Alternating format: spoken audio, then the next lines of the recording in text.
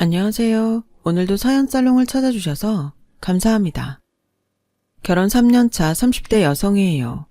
10년 전 히트를 쳤던 드라마 중에 넝쿨째 굴러온 당신이라는 드라마가 있어요. 여주인공의 남편은 어린 시절 부모와 헤어져 미국으로 입양된 입양아인데요. 그 부부가 우연히 친부모 건물에 세입자로 들어가게 되면서 본격적인 이야기가 시작돼요. 영원히 못 찾을 줄 알았던 친부모를 찾은 남편과 꿈에 그리던 자식을 만난 시부모님은 이루 말할 수 없이 기뻤지만 주인공인 며느리에겐 끔찍한 시월드가 열리는 순간이었죠. 그 드라마를 본 기혼 여성들이라면 순간 아 하는 탄식을 했을 거예요. 기혼 여성에게 없던 시댁이 생겨났다는 건 행복 끝, 불행의 시작인 셈이니까요. 그런 의미에서 본다면 제 결혼 생활도 환호에서 탄식으로 바뀐 케이스라고 할 수 있겠네요. 뭐? 그럼 자기 부모님이랑 동생은 모두 미국에 살고 있다는 거야? 나랑 여동생은 영주권이 있어서 한국으로 오갈 수 있는데 부모님은 아직 영주권이 없으셔서 한국에 오실 수가 없어. 한번 나오시면 다시는 미국에 돌아갈 수 없으니까. 올해쯤엔 영주권이 나오지 않을까 했는데 좀 늦어지네. 자기야, 그래서 말인데 우리 결혼식은 미국에서 하면 안 될까? 남편한테 이런 얘기를 들을 때만 해도 속으로 야호를 외쳤어요.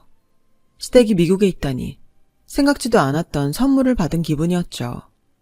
미국이 KTX 타면 서너 시간 안에 도착하는 거리에 있는 것도 아니고 항공권 가격이 1, 20만 원 하는 것도 아니라서 명절이며 제사 때 불려다닐 일은 절대로 없으니까요.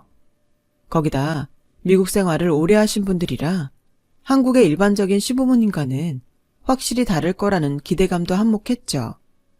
이런 제 상황을 전해들은 친구들은 모두 저와 같은 반응이었어요. 야, 넌 전생에 나라를 구했니? 그러지 않고서야 어쩜 그렇게 좋은 조건의 시댁을 다 만나?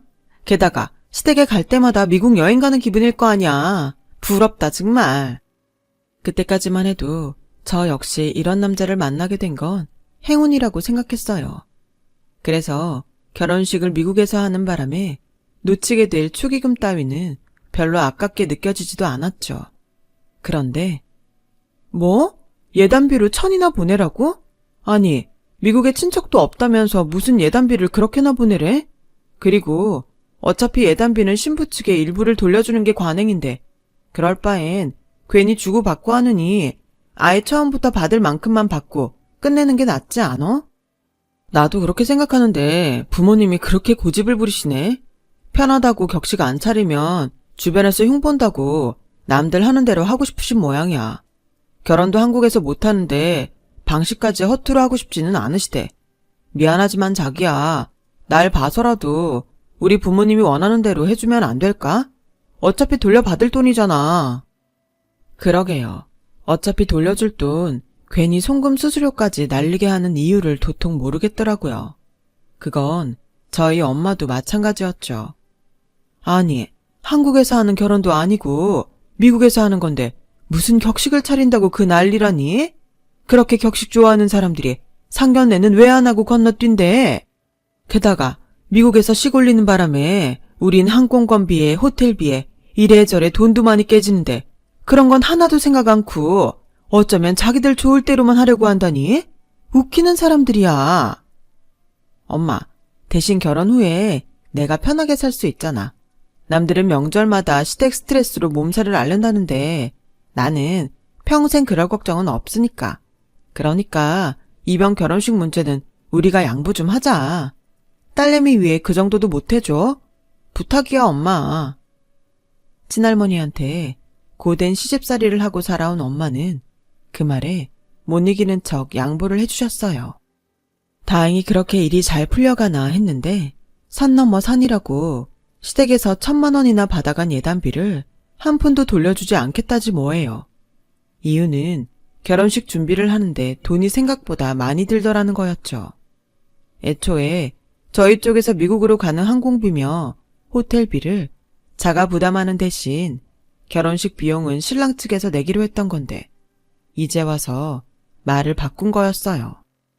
하객도 없이 가족끼리 모여 조촐하게 하는 결혼식인데 돈이 들면 얼마나 든다고 예단비도 못 돌려준다는 거야.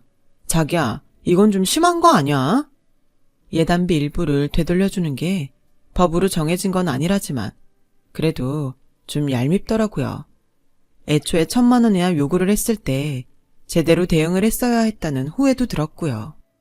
우리 엄마가 그러는데 예단비를 돌려주고 말고는 남자 측에서 알아서 할 문제라던데 꼭 돌려줘야 하는 건 아니라고 말이야. 그리고 미국은 한국이랑 달라서 예식장도 그렇고 피로연 하는데도 은근히 돈이 많이 든다나 봐. 한국이랑은 인건비부터가 다르니까 자기도 그 정도는 이해를 해줘.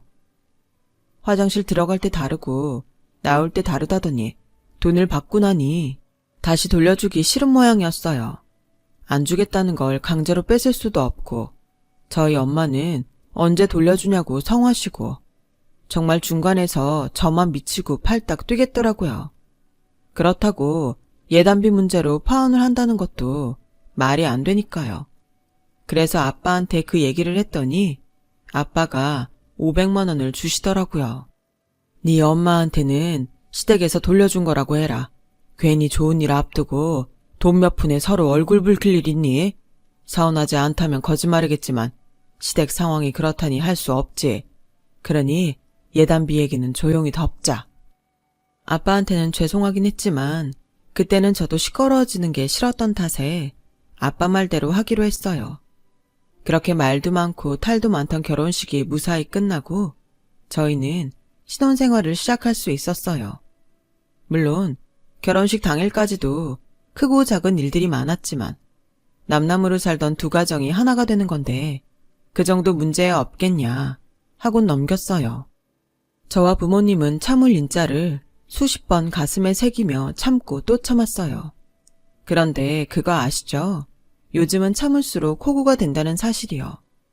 결혼식이 끝나고도 시댁의 염치 없는 행동은 끝나지 않았거든요. 글쎄, 시누이가 하필 한국 대학원에 다니겠다고 때를 쓰는 바람에 졸지에 시누이와 함께 살게 되었지 뭐예요. 그것도 방 2개짜리 신혼집에서 말이에요. 그 집 문제만 해도 그래요. 미국은 전세 개념이 없다면서 신혼집을 월세로 구하려고 하더라고요. 혼자 사는 거면 원룸이나 오피스텔을 구해서 살아도 되겠지만 신혼집인데 어떻게 그러겠어요. 그래서 방 2개짜리 집을 구하다 보니 한 달 월세가 아파트 대출 이자보다 더 되더라고요. 매달 그 돈을 날린다 생각하니 너무 아까웠죠. 그래서 남편한테 돈 좀 더 보태서 전세로 구하자고 했더니 그 얘기를 전해드린 시어머니가 그러는 거예요. 그럼 양쪽에서 반반 부담하면 되겠네.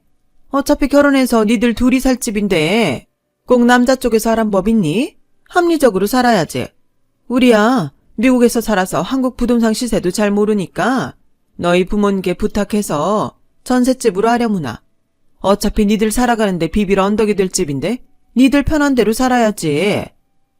이렇게 해서 신혼집도 시댁과 친정이 반반 돼서 구하게 되었어요. 그런데 그런 집에서 시누이를 데리고 살라고요? 그것도 신혼기간에? 그럼 여자애를 친구 하나 없는 곳에 혼자 살게 해. 오빠가 한 도시에 살고 있는데도 난 그렇게는 못해. 자기라면 자기 동생한테 그러겠어? 그러니까 이번 일은 당신이 양보 좀 해줘. 따지고 보면 나쁜 것만도 아니잖아. 자기도 직장생활 하느라 바쁠 텐데 빨래며 청소를 셋이서 분담하면 훨씬 더 편한 거 아니겠어? 꼭 안 좋은 것만 생각하지 말고 우리 합리적으로 생각하자. 게다가 미국은 룸쉐어가 일반적이라서 동생이랑 같이 살아도 불편할 거 없어. 주로 각자 자기 공간에서 있다가 잠깐 공용 공간으로 나오는 것뿐이잖아. 하지만 남편 말과는 달리 정작 함께 살아보니 룸쉐어의 개념은 딴 나라 얘기더라고요. 하루 종일 핫팬츠를 입은 채 소파에서 누워 뒹굴거리는 시누이를 봐야 했거든요. 게다가 감자칩이며 쿠키를 먹고 흘린 부스러기가 온 사방에 떨어져 있어서 저는 퇴근 후에도 찍찍이를 들고 온 집안 청소를 해야 했어요. 거기까지는 참을 수 있었어요. 절 정말 화나게 했던 건 따로 있었죠. 자기야, 자기 동생이 또 내 백을 들고 나갔어. 나도 아끼는 거라 몇 번 안 들었던 거라고. 조심이나 들면 말도 안 해. 얼마나 함부로 굴렸는지 저번에 들고 나간 백도 옆이 다 까져 있더라고. 당신이 주의 좀 줘. 이런 식이면 나 정말 같이 못 살아. 신우이가 제 백이며 구두, 심지어 브라까지 자기가 마음에 드는 게 있으면 도둑고양이처럼 몰래 훔쳐다 쓰곤 했어요. 물건을 얼마나 험하게 쓰는지 한눈에 봐도 티가 날 정도였죠. 그래서 남편을 시켜 신우이한테 한 소리 하면 그때만 좀 나아지는 듯 보이다가 얼마 안 가 또 훔쳐다 쓰곤 했어요. 그래서 참다 못해 제가 직접 신우이한테 말을 했죠. 그랬더니 그깟 백 얼마나 한다고 그래요? 미국에서 그딴 거 명품으로 쳐주지도 않아요. 별것도 아닌 것 가지고. 그리고 그렇게 애지중지할 거면 뭐하러 비싼 돈 주고 사섰어요? 그냥 명품관 쇼윈도 너머로 보고 말지. 언니, 그렇게 궁색하게 살지 마요. 사람 취해 보이니까. 뭐? 추해? 말이면 단 줄 알아요? 그렇게 돈 많으면 직접 사서 쓰지. 왜 남의 물건을 도둑고양이처럼 훔쳐다 쓴대요, 추잡하게. 아무튼 난 누가 내 물건에 손대는 거 싫으니까 앞으로는 절대 손대지 마요. 오냐오냐 해줬더니 가관이더라고요. 그래서 딱 잘라 말을 했죠. 그런데 그 일이 있고 다음날 바로 시어머니한테 전화가 왔지 뭐예요. 너 그렇게 안 봤는데 정말 못됐구나. 어떻게 신우이한테 도둑년이란 소리를 할 수가 있어. 아무리 떨어져 산다고 네가 시집을 이렇게 무시할 수가 있니? 네가 몸이 편해서 그런가 본데 좋다. 너도 이제부터 제3의 명절 때 미국으로 와. 와서 다른 집 며느리들 하는 것처럼 똑같이 해봐. 어머님, 그게 무슨 말씀이세요? 어떻게 제3의 명절마다 미국에 가죠? 그리고 아가씨의 일은 오해하신 거예요. 설마 제가 도둑년이란 말을 했겠어요? 도둑고양이처럼 그런다고 했는데 그걸 잘못 알아들은 모양이에요. 저 그렇게 막대 먹은 사람 아니에요. 그리고 오죽하면 제가 그랬겠어요. 어머님도 알다시피 여자한테 명품 백이 그냥 백이 아닌 거잖아요. 그걸 몰래 들고 나가서 스크래치까지 내왔으니 제가 화가 안 나겠어요? 그래서 좀 세게 말했던 건데 앞으로는 주의할게요. 그러니 노여움 푸세요. 그렇게 한참을 어르고 달래서 철마다 미국으로 오라는 어머님 명은 거둘 수 있었어요. 어찌나 신경을 곤두세우고 통화를 했던지 통화를 마치고 나니 온몸에 힘이 쭉 빠지더라고요. 시댁이 먼 곳에 있어서 좋다고 했더니 시도 때도 없이 오는 전화 때문에 시어머니가 바로 옆집에 사는 기분이 들더라고요. 그래도 명절에 시댁에 안 가는 게 어디냐 위안을 삼았어요. 평생 저희 집에 들러붙어 살 것 같던 시누이가 석사 과정 중에 미국으로 돌아가 버린 덕분에 결혼하고 2년 만에 우리는 진짜 신혼을 맞게 되었어요. 그렇게 뒤늦게 찾아온 봄날을 즐기던 어느 날 미국에서 소포가 왔어요. 박스를 열어보니 랩으로 칭칭 감긴 초콜릿이 한 박스 들어있더라고요. 마트에서 파는 직사각형 모양의 허쉬 초콜릿이었어요. 보낸 사람 이름을 보니 시어머니더군요. 왜 한국 마트에도 다 파는 걸 굳이 항공소포로 보냈을까 의아했어요. 그리고 그 궁금증은 그날 밤 어머니 전화를 받고서야 풀리게 되었죠. 곧 사돈 생신이잖니. 그래서 마트에 간 김에 한 박스 샀다. 너희 아버님이 전후 세대시잖니. 전에 얘기를 들어보니 어릴 때 미군 따라다니며 기브미 초콜릿 하면서 초콜릿 얻어먹었다는 얘기를 하시길래 이참에 실컷 드시라고 큰맘 먹고 한 박스 사서 보냈다. 귀한 거니까 아껴서 드시라 그래. 거기선 미제 초콜릿 구하기 힘들잖아. 아, 기가 막혀서 정말. 사돈 생신 선물로 미제 초콜릿이라니. 그것도 귀한 거니 아껴 먹으라고요? 제 귀를 의심할 정도였어요. 저희 집 팬트리엔 부모님이 유럽 여행 갔다 초콜릿으로 유명한 벨기에에서 사온 초콜릿도 한 박스나 있는데 고작 마트에서 산 초콜릿을 선물이라고 그렇게 보내다니 말이 안 나오더군요. 이걸 부모님께 가져다 드려야 하나 말아야 하나 고민이었어요. 그런데 남편이 그 초콜릿을 보더니 대뜸 그러지 뭐예요. 역시 우리 엄마는 센스가 있으셔. 장인어른 말씀을 기억했다가 이렇게 선물을 다 하시네. 자기도 이런 점은 우리 엄마한테 배워야 돼. 선물이란 게 가격이 중요한 게 아니라 그 사람이 뭘 원하는지를 정확히 파악해서 마음을 담아 보내야 되는 거잖아. 헐, 아주 효자나시더라고요. 남편은 저희 아빠 생신 때 어머님이 보내주신 초콜릿을 들고 저희 집에 갔고, 선물을 받은 아빠랑 옆에서 지켜보던 엄마는 황당한 표정이었죠. 아버님, 저희 엄마가 아버님 생각해서 특별히 보내주신 거예요. 귀한 거니까 아껴서 드시래요. 하필 아껴 먹으라는 어머님 말씀까지 그대로 전하는 바람에 저희 부모님은 할 말을 잃으셨어요. 그날 엄마가 저한테 그러시더라고요. 니네 시부모는 아직도 한국 사람들이 못 먹고 못 입고 사는 줄 아나 보다. 그러지 않고서야 저런 걸 사둔 생일 선물이라고 보냈겠니? 하여간 난 정말 마음에 안 든다. 아무리 사는 게 다르다고 해도 그렇지 어쩜 그러니? 거기다 귀한 거니까 아껴서 먹으라니. 기가 막혀서 그 말을 전하는 네 남편이 난 더 이해가 안 간다. 사람이 순수한 거야 철이 없는 거야. 하여간 어머님 선물로 괜히 엄마 신기만 불편하게 만든 셈이었어요. 시간이 흘러 그해 가을, 그렇게 기다리던 시부모님 영주권이 나왔어요. 영주권이 나오기가 무섭게 시부모님은 한국으로 여행을 오시기로 했어요. 한국 땅 떠난 지 거의 20년 가까이 됐으니 고국이 그리웠던 탓이었죠. 그런데 이 얘기를 들은 직장 동료가 고개를 갸웃거리더라고요. 시민권도 아니고 영주권 받는데 20년 넘게 걸렸다는 게 이해가 안 간다고요. 불법 체류자라도 정식으로 입국을 했다면 영주권을 받는데 그렇게까지 시간이 걸리지 않는다고 말이죠. 저야 미국 영주제도를 모르니 그땐 그 말을 흘려들었는데 나중에 알고 보니 시부모님은 진작 영주권을 취득하셨더라고요. 그런데도 한국에 들어오지 못했던 건 다른 이유가 있어서였어요. 바로 공소시효 때문이었죠. 한국에 온 시부모님은 저희 집에서 함께 지내게 되었어요. 본격적으로 시월드가 열린 셈이었죠. 어머님은 반찬 만드는 것부터 청소, 빨래까지 사사건건 트집을 잡으시며 자기 방식으로 하기를 고집하셨어요. 뒤늦게 시집살이를 된통 당하게 된 저는 하루하루가 지옥 같았죠. 차라리 회사에서 야근을 하는 게 속이 편할 정도였으니까요. 아버님은 뭐가 그리 바쁘신지 아침에 나갔다가 제가 퇴근할 즈음 돼서야 돌아오시곤 했는데 알고 보니 땅을 보러 다니신다고 하더라고요. 이젠 미국 생활도 질렸다. 역시 한국 사람은 한국 땅에서 살아야 사람 사는 것 같고 좋지 않겠니? 그래서 이참에 한국에 땅도 사고 전원주택도 지을 생각이다. 이번에 미국에 들어가면 마트랑 세탁소 정리해서 들여오려고.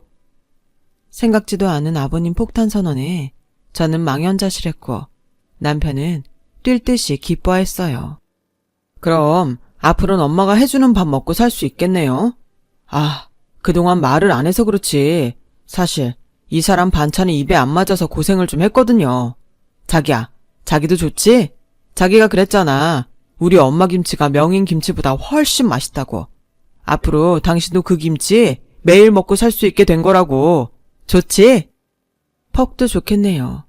어쩜 이 남자는 이렇게 상황 파악이 안 될까요? 그깟 김치 안 먹고 살고 말지. 그거 먹자고 시집살이 하는 게 행복하게 느껴지겠냐고요. 그런데도 아주 신이 나서는 부모님 집 옆에 우리가 살 집도 만들어달라고 떼를 쓰지 뭐예요. 저한테는 상의도 않고 말이죠. 그래서 안 되겠다 싶어 제가 나서서 한마디 했죠. 어머님 김치 먹고 사는 게 중요한가? 전원주택으로 이사하면 출퇴근은 어떻게 하려고. 그런 것도 생각을 해봐야 하지 않을까? 아참, 그건 또 그러네. 그러자 어머님이 그러시는 거예요. 주말에 내려와 지내면 되지 뭘 그래? TV 보니까 요즘엔 일부러 시골에 집 지어놓고 주말주택으로 쓴다는데 주말에 내려와서 편히 쉬다 가면 스트레스도 해소되고 좀 좋니? 애 낳으면 텃밭에서 뛰어놀게 할 수도 있고 이보다 좋은 교육이 어딨어? 니들은 부모 잘 만난 줄이나 알아. 남들처럼 자식한테 손을 벌리니? 부모 부양을 하라 그러니? 넌 우리 집에 시집 온 걸 평생 감사해야 할 거다. 그래, 그건 네 시어머니 말이 맞다. 내 와이프라서 하는 말이 아니라 이 사람만한 시어머니도 없을 거다. 며느리 구박을 하길 하니 너한테 삼시세끼 밥을 차려오라고 하니 며느리 넌 복받은 줄이나 알아라. 어디 가서 이런 시어머니를 만나겠니? 부부가 주거니 받거니 자화자찬이 끊이질 않았어요. 제 속도 모르고 말이죠. 한동안 딸을 보러 다니시던 아버님은 서울 근교에 전원주택 부지를 구입하셨고 집은 한국으로 들어오신 후에 본격적으로 짓기로 하셨어요. 그렇게 소원하던 일을 끝마치신 아버님은 미국으로 돌아가기 전까지 어머님과 함께 국내 여행을 하신다며 렌트카를 빌리셨어요. 그리곤 전국 곳곳을 돌며 찍은 사진을 SNS에 실시간으로 올리셨죠. 아버님 SNS를 보면 오늘은 어디에서 뭘 하셨는지가 다 나올 정도였어요. 두 분은 마치 신혼여행을 떠난 신혼부부처럼 전망 좋은 호텔에서도 투숙하고 지역 특산물을 먹으며 펑펑 돈을 써대셨죠. 그건 고스란히 아버님의 SNS를 통해 낱낱이 드러났고요. 미국에 있는 아버님 지인들은 댓글로 부러움을 표시했고 그럴수록 아버님은 더 비싸고 더 좋은 곳들을 다니며 과시를 하셨어요. 그런데 이게 문제가 될 줄 누가 알았겠어요? 얼마 뒤 뜻밖의 상황이 벌어지고 만 거예요. 시작은 늦은 밤 경찰서에서 걸려온 전화 한 통이었어요. 네? 저희 부모님이 경찰서에 있다고요? 왜요? 사기죄요? 경찰의 전화를 받은 남편은 어리 나간 사람처럼 한동안 말을 잇지 못했어요. 그런 남편의 모습에 저도 놀라긴 마찬가지였죠. 자기야, 그게 무슨 소리야? 사기죄라니 설명을 좀 해봐. 그제야 남편은 모든 사실을 솔직히 털어놓았어요. 자기 가족이 왜 미국으로 이민을 가야 했는지를요. 아버님은 통나무 전원주택을 지어서 팔던 분이었는데 사업이 기울자 지인들한테 투자 명목으로 사기를 쳐서 수십억을 가로챘던 모양이에요. 그걸 들고 미국으로 야반도주를 했고 근 10년간 한국에 사는 친인척과도 연락을 끊고 살았던 거죠. 그러다 한 10년 전쯤 부친 장례식에 참석하기 위해 한국에 들어왔다가 장례식장에서 아버님한테 사기를 당한 친척과 맞닥뜨리게 된 거죠. 그 길로 경찰서에 끌려갈 뻔했지만 부친 장례만 마치게 해달라고 통사정을 한 덕분에 시간을 벌게 되었고 그 틈을 타 장례식 도중에 아버님은 미국으로 다시 도망을 치셨던 거예요. 그 후로 10년이 흐르자 사기죄 공소시효가 끝난 걸 확인하고는 마음 놓고 어머님과 함께 한국으로 돌아온 거였죠. 그런데 하나는 알고 둘은 몰랐던 게 패착이었어요. 공소시효는 한국 땅을 벗어난 순간 정지가 된다는 걸 몰랐던 거죠. 그러니까 미국에서 지낸 기간 동안은 공소시효가 잠깐 멈춰 있다가 한국에 입국한 순간부터 공소시효 카운트가 시작되는 거였죠. 그러니 아버님이 지은 죄의 공소시효는 아버님이 인천공항에 발을 들인 그 순간부터 발효가 된 거예요. 사기죄도 고스란히 살아나게 된 거고요. 아버님한테 사기를 당했던 분들 중 한 분이 수년 동안 아버님의 SNS를 주시하고 계셨는데 얼마 전 아버님이 한국에 들어온 사실을 알고는 당신처럼 사기를 당했던 사람들한테 연락을 했던 거죠. 피해자들은 아버님 SNS를 지도 삼아 아버님 뒤를 쫓았고 결국 고급 호텔 라운지에서 아버님을 발견하곤 경찰서로 끌고 간 거예요. 그곳에서도 아버님은 당당하셨어요. 이봐요. 엄한 사람 죄인 취급하지 말아요. 공소시효도 지난 일인데 내가 왜 죄인이냐고. 그냥 법대로 해. 이러쿵저러쿵 떠들지들 말고 법대로 하란 말이야. 그러자 피해자들은 땅을 치고 울분을 토했고 보다 못한 경찰이 나서서 한마디로 상황 정리를 해버렸어요. 이봐요. 김영서 씨. 당신이 착각하는 모양인데 공소시효 안 끝났습니다. 당신이 미국에 숨어 지낸 기간은 공소시효 기간에 포함이 안 되거든요. 당신 말대로 법대로 하자고 했으니 그렇게 하자고요. 여기 계신 분들하고 합의를 보셔야 그나마 법정에서 선처를 받을 수 있을 텐데 어쩌실래요? 그래도 큰 소리 치겠어요? 사람이라면 이러면 안 되죠. 사기쳐서 남의 눈에 피눈물 빼고 멀쩡하던 남의 가정 파탄낸 주제에 미국에서 호의호식하고 산 것도 모자라 한국에서 땅도 구입하셨네요. 죄 지은 사람이 이렇게 떵떵거리고 살아도 됩니까? 하늘이 두렵지도 않냐고요. 그러고도 자식 며느리 보기 부끄럽지도 않냔 말입니다. 공소시효가 끝나지 않았다는 말에 그제야 아버님은 세상을 다 잃은 사람처럼 고개를 떨구셨어요. 피해자 가족들은 그제야 죽다 산 사람들처럼 만세를 불렀고요. 결국 아버님이 유치장에 들어가 있는 동안 어머님은 피해자 가족들을 만나 사과를 하고 합의를 했어요. 하지만 죄질이 워낙 더러워서 결국 법정에서 실형 선고를 받게 되었죠. 미국에 있는 마트와 세탁소, 그리고 이번에 샀던 땅이며 은행 잔고까지 탈탈 털어서 합의를 받던 어머님은 법원 판결에 항의를 하다가 법정 구속까지 되고 말았고요. 한마디로 하루아침에 온 집안이 풍비박산이 나버린 거죠. 20년 전 아버님을 믿었던 지인한테 아버님이 했던 것처럼요. 모든 사실을 전해들은 저희 부모님은 당장 이혼을 하라고 하셨어요. 특히 저희 엄마가요.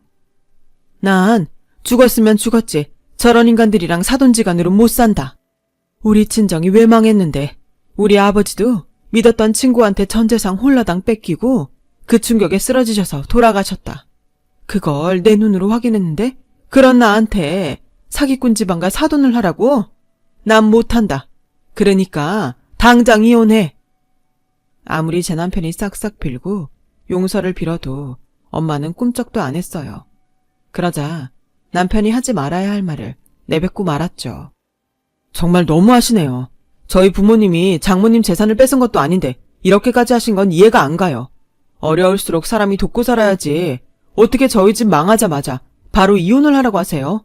혹시 그동안 저희 집 재산이 탐나서 저희 결혼 찬성하셨던 거예요?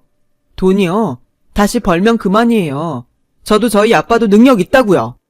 그렇게 제가 보기 싫으시면 어머님이 저 안 보시면 되잖아요. 암튼 저 이혼 못해요. 아니, 안 해요. 그러자 지금껏 아무 말씀도 안 하시던 아빠가 자리에서 일어나셨어요. 그리고는 남편의 멱살을 쥐셨죠. 이래서 안 된다는 거야. 네 놈이 제정신이 박힌 놈이라면 네 부모 편을 들 게 아니라 그동안 네 부모 때문에 상처 입고 살아온 피해자들을 찾아가 사과를 했어야지. 그런데 넌 어떠냐? 뭐가 억울해서 네 장모 앞에서 핏대까지 세우며 폐악질이냐? 이런 놈을 사위를 삼고 살라고? 난 싫다. 자식은 부모의 등을 보고 자란다고 하더구나. 넌 돈에 눈이 멀어 세상을 잘못 살고 있는 내 아버지 등을 보고 자라 그런가. 인간이 되려면 멀었다. 난 내 딸을 너 같은 놈한테 못 맡겨. 결국 우리는 합의 이혼을 하게 됐어요. 비단 저희 부모님 때문만은 아니에요. 저도 그간 남편과 살면서 후회를 하고 살았거든요. 거기다 이런 시부모님을 평생 가족으로 여기고 살 엄두가 나지 않았다는 게 이유였죠. 전셋집을 빼서 절반을 돌려받고 살림은 업체에 맡겨 정리를 했어요. 그렇게 3년간의 결혼 생활은 끝이 났죠. 지나고 보니 한순간 같더라고요. 지긋지긋하던 10월도 문도 닫히고 이젠 돌싱이 되었네요. 그래도 이번 일을 통해 한 가지 교훈은 얻을 수 있었어요. 남의 눈에 피눈물 나게 하면 언젠가 내 눈에도 피눈물 난다는 사실을요. 내가 저지른 악행은 언젠가 부메랑이 되어 내 목을 죄는 날이 온다는 걸 저희 시부모님을 통해 알았거든요. 그래서 인생은 어떻게 사느냐가 중요한 것 같아요. 한 번뿐인 인생, 적어도 인간답게 살다 가야겠습니다. 제 사연을 들어주셔서 감사드려요. 돈에 관해선 항상 조심하시고 모두 부자 되세요. 여러분, 사연 댓글에 응원과 현명한 조언 부탁드려요. 좋아요와 구독은 저에게 큰 힘이 됩니다. 오늘도 좋은 일 가득하세요.